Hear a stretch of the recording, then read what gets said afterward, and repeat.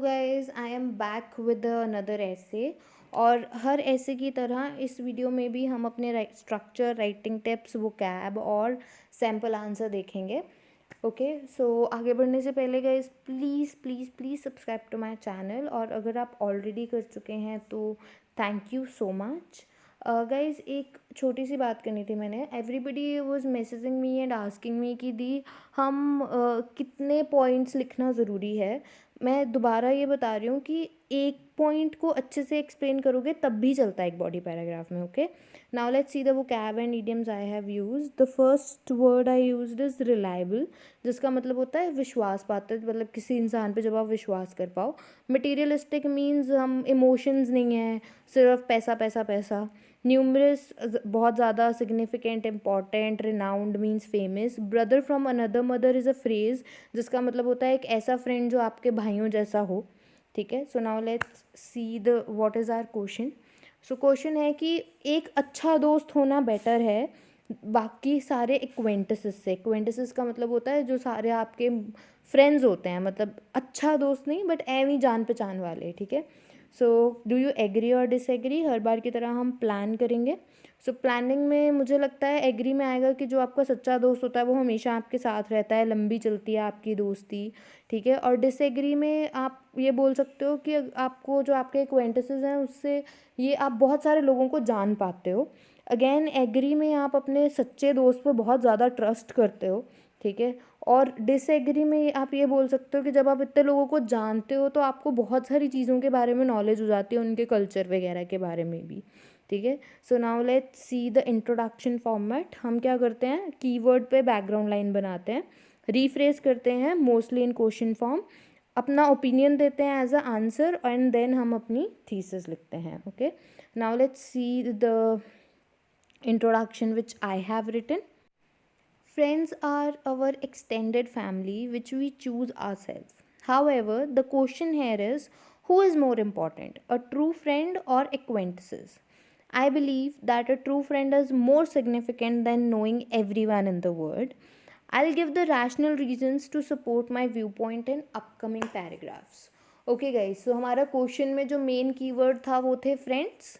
सो मैंने background line जो है वो फ्रेंड्स पे बना दी है कि जो फ्रेंड्स होते हैं वो हमारी एक्सटेंडेड फैमिली होती है। एक्सटेंडेड फैमिली मतलब हमारी वो बड़ी हुई फैमिली, मीन्स हमारी एक तो हमारी फैमिली होती है mother, father, brother, sister, wife और husband, but extended family means चाचा, मामा, ताया, ये वो सब। तो फ्रेंड्स भी जो है वो उस एक्सटेंडेड फैमिली का ही पार्ट होते हैं जिन्हें हम खुद चुनते हैं।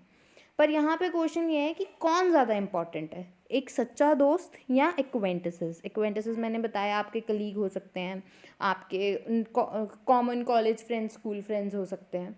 ठीक है, सो कौन ज़्यादा इंपॉर्टेंट है इनमें से? मुझे लगता है एक ट्रू फ्रेंड ज़्यादा इंपॉर्टेंट है, इससे कि आप पूरी दुनिया को जानो। सो मैं रैशनल रीजंस दूंगी अपने व्यू पॉइंट को सपोर्ट करने के लिए, मतलब क्लियर रीजंस दूंगी आने वाले पैराग्राफ्स में।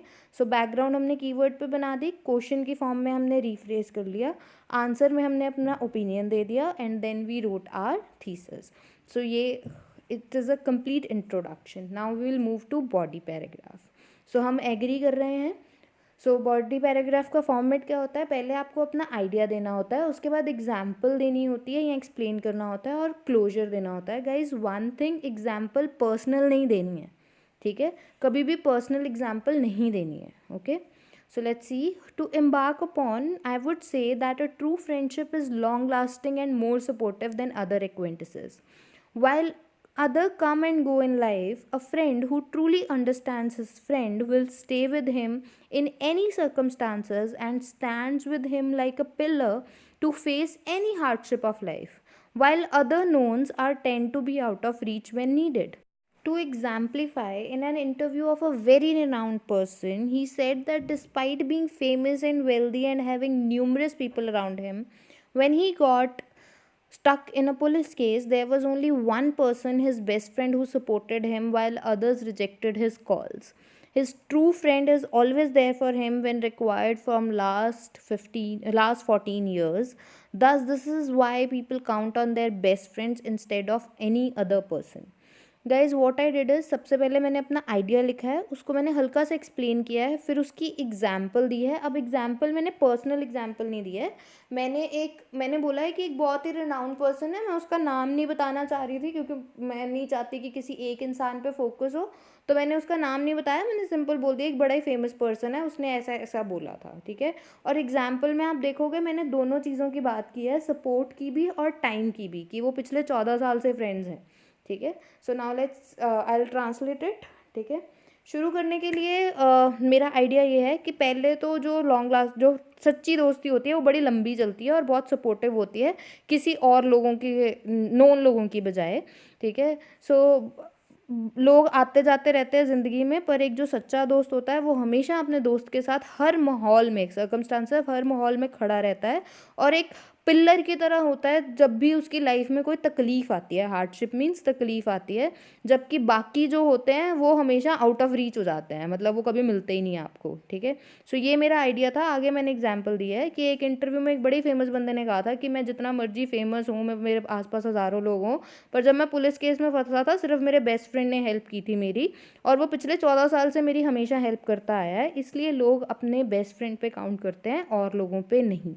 एग्जाम्पल में गाइज मैं दोबारा बोल रही हूँ कि मैंने टाइम भी दिया है क्योंकि मैंने लॉन्ग लास्टिंग और सपोर्टिव बोला है, तो मैंने दोनों की एग्जाम्पल एक ही में दिया है, okay. Let's see body paragraph 2, format वही है सेम जो बॉडी पैराग्राफ 1 का होता है। Now let's C, secondly, the highest level of trust can only be found in close friends. In this materialistic world, social friends and colleagues took advantage of others. These so-called friends stay with one until he maintain his healthy status. After that, they share your secrets with others to get in good books of that person, while a real friend doesn't care about your money and always keeps your secret a secret and never share it with anyone, even if somebody gave him all the greeds of the world. For instance, I have read in an article that Mr. Ambani said, despite of being a middle class, his friend never demanded any funding from him and never traded his company secrets to anyone, even though he had some monetary issues. But they have unbreakable trust and friendship. Guys, again, I have written the idea, I have explain that thing, मैंने example दी है, personal नहीं दी, मैंने बोला mister Ambani का article पढ़ा था उसमें है, और फिर मैंने क्लोजर दे दिया है, ठीक है। सो मैं ये बोल रही हूँ कि दूसरी चीज़, ट्रस्ट जो है वो सिर्फ अच्छे दोस्तों में ही पाया जाता है, क्योंकि ये जो मटेरियलिस्टिक दुनिया है, मतलब जिसमें सिर्फ पैसा ही भगवान है, तो जो आपके सोशल फ्रेंड्स और कलीग्स होते हैं, social friends means Facebook types वाले, ये सो कॉल्ड फ्रेंड्स, ये सिर्फ तब तक आपके साथ हैं जब तक आपके पास पैसा है, उसके बाद ये आपके सीक्रेट्स दूसरों को बताते हैं ताकि उनके अच्छी तरफ आ सके, मतलब उनसे अच्छे बन सके गुड बुक्स में, ठीक है। जबकि जो एक सच्चा दोस्त होता है उसको आपके पैसे से कोई लेना देना नहीं होता और वो आपके सीक्रेट को हमेशा सीक्रेट रखता है। एग्जाम्पल के तौर पे मैंने एक आर्टिकल पढ़ा था जिसमें मिस्टर अंबानी ने बोला था कि मेरा जो बेस्ट फ्रेंड है वो जितना मर्जी चाहे वो मिडिल क्लास फैमिली से बिलोंग करता है, पर उसने आज तक मुझसे कभी पैसे की डिमांड नहीं की, और इवन अगर वो जितनी मर्जी मॉनेटरी प्रॉब्लम मीन्स जितनी मर्जी पैसे की प्रॉब्लम में हो, पर वो मेरे सीक्रेट या मेरी कंपनी के सीक्रेट कभी भी किसी दूसरे को ट्रेड नहीं करता, मीन्स बेचता नहीं है, ठीक है। सो इसीलिए उनमें ट्रस्ट भी है और फ्रेंडशिप भी है। Guys, again format, idea, explain, example, remember कोई personal example नहीं, and then closure line. Guys, if you really go by this format, I am 200% sure that you will get 8+ in your writings. Okay, so now let's see the conclusion, the last part of the essay. Conclusion का format क्या होता है कि आपने जो लिखा हुआ होता है वो बताना होता है, पैराफ्रेज करना होता है आपने ऊपर 2 बॉडी पैराग्राफ में क्या लिखा है, और समराइज करना होता है, मीन्स अपना ओपिनियन देना होता है, ठीक है। So in a nutshell, I have written down that having a close friend who is fully reliable is undoubtedly better than socialising with thousand of strangers. I strongly believe the same and think a true friend is brother from another mother. Okay, so मैंने ये बोला है कि मैंने ये लिख दिया है, पैराफ्रेज कर दिया है कि एक सच्चा दोस्त होना जो जिस पे आप विश्वास कर सको वो डेफिनेटली बहुत ज़्यादा बेटर होता है कि सोशलाइज करना मीन्स एवं लोगों को मिलना जुलना, एवं हज़ारों लोगों से मिलने से एक सच्चा दोस्त होना बहुत ज़रूरी होता है. Then I gave my opinion कि मैं इस चीज़ पे बड़ा स्ट्रांगली बिलीव करती हूँ और मुझे लगता है एक सच्चा दोस्त आपके सिबलिंग की तरह होता है, जो जो सिर्फ पैदा किसी और के माँ की गोद से हुआ होता है, बट वो होता आपका सच्चा भाई बहन ही है, ठीक है। So guys it's time for valuation and again it's 9 each, which have been checked by my fellow teachers. Okay, so it's 9 in cohesion and coherence, 9 in vocab, 9 in tasks response, and 9 in grammar. Guys, I'm really happy that you are liking my work. Guys, I'm reading all of your comments and thank you so much for appreciating my work.